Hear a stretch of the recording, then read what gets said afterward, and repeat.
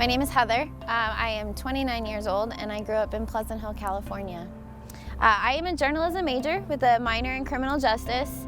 I've always been a writer. I've got notebooks at home from short stories and poems that I was writing in middle school and high school. And then I talked to Christina at the journalism department and I fell in love with the program and everything that they offered. So I am a print and online major, print and online emphasis in journalism. I think one of my most memorable experiences learning how to be a journalist was there was a officer-involved shooting by my house last year. So I was sitting on my couch at home and we heard siren go by and we're like, okay, no big deal.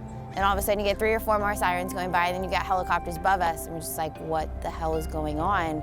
So I got on my police scanner app, which is awesome, and found out there was a car chase that ended in a standoff. And so I grabbed my stuff, I grabbed my camera, I grabbed my recorder, I grabbed my press pass, and drove over there. And I was the first reporter on the scene. They didn't even have the tape up. There was nothing there to show, like, oh, this is actually a crime scene right now. And as I was driving there, I heard the pop, pop, pop of the gun, like literally as I was parking, getting out of my car. And then I get down there and on the scanner it said that an officer was shot and the suspect was shot. And yeah, it was pretty intense. It was a definite reminder of the kind of reporting I don't want to do. The last thing I got really excited about was taking my sommelier certification this summer. I studied my butt off for it, and it was this 2-day adrenaline rush of nerves and anxious and frustration and excitement. It's literally 8 to 6 of these 4 master somms just rattling off wine information about France and Spain and Italy. And you have to remember, pick and choose certain things, and then it ends up in a 70-choice, multiple-choice question.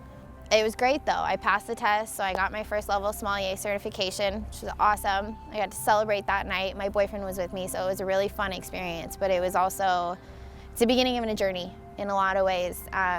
Becoming a sommelier is something I've wanted to do since I started working in a restaurant when I was 16 or 17, and it was just about getting the means together, making the time, and making sure I had enough time to commit to it. And now that I do, and now that I've got this first level, it's my world is wine and is getting ready for this sommelier certification, whether it's writing about it or working at my restaurant and doing the wine buying or just day-to-day conversations. I think that's the most exciting part about it, I think.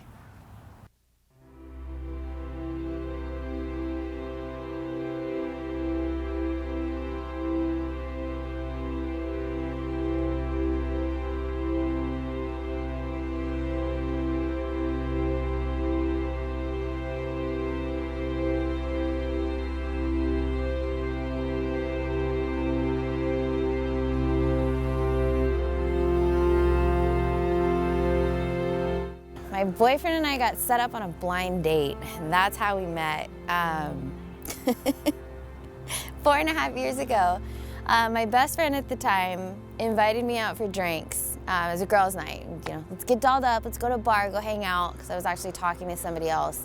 I was really mad at that other person. And literally like 5 minutes into the conversation, she says, oh, my friend's gonna come by.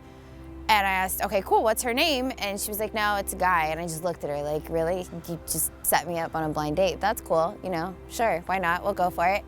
And then, you know, there's always 2 sides of the story. So he's got his side. He almost didn't show up. And then he did though, he did, which was cool. And I'm very thankful, very happy that he did. But yeah, it was a definite blind date. And my friend totally didn't intend it either. She was just sitting there listening to me complain about this other guy. I was like, you know what? I got the perfect guy for you. She's like, I'm gonna call him. And then she called him. So